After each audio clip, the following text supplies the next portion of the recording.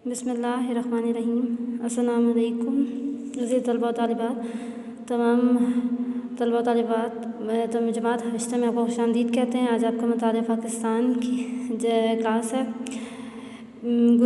पिछले लेक्चर में हमने बाब नंबर 2 के मुख्तसर सवालात और जवाबात मुकम्मल किए थे। ये हमारा लेक्चर नंबर 3 है।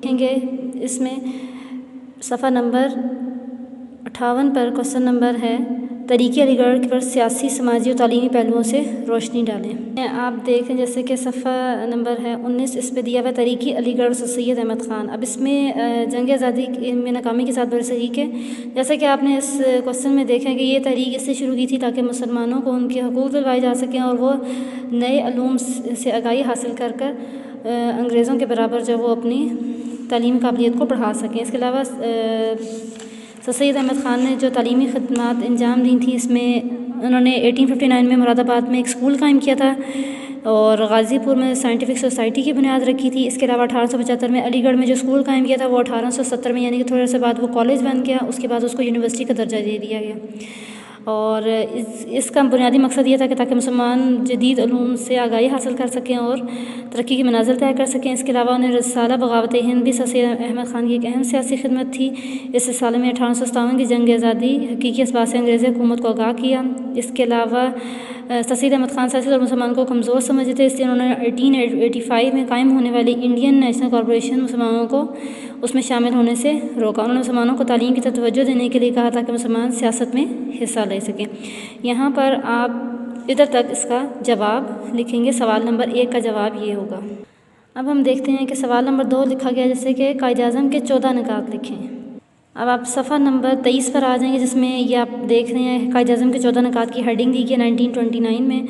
सबसे पहले लिखा गया है कि आइंदा आइन वफाकी तर्ज का होगा, जिसमें सूबों को ज़्यादा खुद मुख्तारी दी जाए, तमाम सूबों को एक ही सूबे दाखिली खुद मुख्तारी दी जाए, सूबों में अक़लियतों को मुनासिब नुमाइंदगी दी जाए, मरकज़ी असम्बली मुसलमान मेंबरान की तादाद 1/3 से कम ना हो, जुदागाना इंतख़ाबात का असूल हर फ़िरका पर लागू होगा। अलबत्ता अगर कोई फ़िरका चाहे तो अपनी मर्ज़ी से मखलूत तरीक़ा इंतख़ाबात कबूल कर सकता है। सूबों के हदूद में ऐसी कोई तब्दीली ना की जाए जिससे पंजाब, बंगाल और शुमाल मगरबी सरहदी सूबों पर मुतासिर हों। तमाम लोगों को यकसा मज़हबी आज़ादी दी जाएगी। इसके अलावा मुसवदा कानून किसी ख़ास फ़िरके से मुतल्लिक़ हो और उस फ़िरके के 3/4 अरकान इस मुसवदे के ख़िलाफ़ राय देंगे। सिंध को बम्बई से अलग करके एक सूबा बना दिया जाए। बलूचिस्तान और शुमाल मगरबी सरहदी सूबे में दीगर सूबों की मानंद इस्लाहात नाफिज की जाएँ। सरकारी मुलाजमतों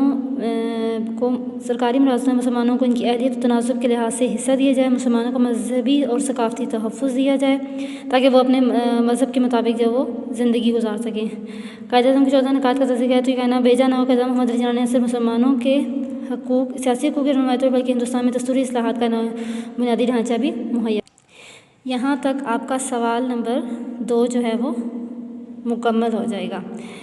अब हम देखते हैं सफ़ा नंबर 58 पर सवाल नंबर 3 है कि कायद-ए-आज़म की सियासी और आइनी कोशिशों के हवाले से क़याम पाकिस्तान में किरदार को बयान करें। अब आप आ जाएंगे, इसमें सफ़ा नंबर है 29 पे कायद-ए-आज़म मोहम्मद अली जिन्ना की सियासी और आइनी कोशिशों के हवाले से क़याम पाकिस्तान में किरदार। अब इसमें देखें ये पॉइंट्स दिए गए हैं कि 1909 में हिंदुस्तान में मिंटू मार्ले इस्लाहात का नफाज और वायसराय हिंद कौंसिल के अरकान की तादाद 16 से बढ़कर 28 कर दी गई। मुंबई के मुसलमानों ने इसके लिए कायद-ए-आज़म मोहम्मद अली जिन्ना को अपना नुमाइंदा मुंतखब किया। उनसे ज़रिए मुस्लिम लीग में शामिल हुए और मुस्लिम लीग ने उनके कहने पर अपने दस्तूर में तरमीम करते हुए हुकूमत ख़ुद इख्तियारी को अपना मकसद हयात बनाया। आपकी मुदब्बराना सियासत ने बरतानवी राज की जड़ें हिला कर रख दी। कांग्रेस की मुस्लिम दुश्मन पॉलिसियों के बायस 1920 में कांग्रेस छोड़ दी। इसके अलावा दिसंबर 1916 में मुस्लिम लीग और कांग्रेस लखनऊ के साथ अपने अपने सालाना जलसे करने पर ज़बान हो गई। मुस्लिम लीग के इजलास की कायद-ए-आज़म मोहम्मद अली जिन्ना ने की। उन्होंने अपने पहले खुद ने फरमाया कि हम कोई इनाम या रियायत नहीं चाहते और ना ही किसी इम्तियाजी सलूक के आरज़ूमंद है। इस मकाम पर दोनों सियासी जमातों ने तारीख़ी मुआहदा किया जिसे मिसाक़ लखनऊ कहते हैं। 1919 में हुकूमत बरतानिया ने वोल्ट एक्ट मंजूर किया। इसके तहत हुकूमत को वारंट और मुकदमा चलाए बगैर गिरफ्तारी का इख्तियार दिया गया। इसके अलावा 1929 में कायद-ए-आज़म मोहम्मद अली जिन्ना ने अपने मशहूर 14 निकात पेशी जिनका जिक्र पिछले सवाल में किया गया है। इसके अलावा बताया गया 3 गोलमेज़ कॉन्फ्रेंस 1930 से 1932 तक लंदन में हुई। इसके अलावा हुकूमत बरतानिया ने गवर्नमेंट ऑफ इंडिया एक्ट 1935 मंजूर किया गया। मगर कांग्रेस और मुस्लिम लीग दोनों जमातों ने इसे नापसंद किया, ताहम इसके सूबाई हिस्से को कायद-ए-आज़म की तहरीक पर कबूल कर लिया गया।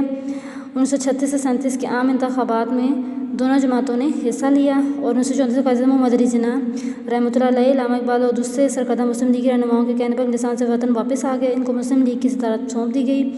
आप में दिन रात एक करके मुसलमानों को इसके एक परचम तले जो वो जमा किया। इसके अलावा जब 11 सितंबर 1948 को कायद-ए-आज़म अपनी सेहतयाबी से अपने खालिक हकीकी से जा मिले। यहाँ तक जो है आप सवाल नंबर 3 का जवाब मुकम्मल करेंगे। उम्मीद है कि आपको तमाम काम समझ आ गया होगा। ये काम आपने अपनी कॉपियों पर करना है। अल्लाह हाफ़िज़।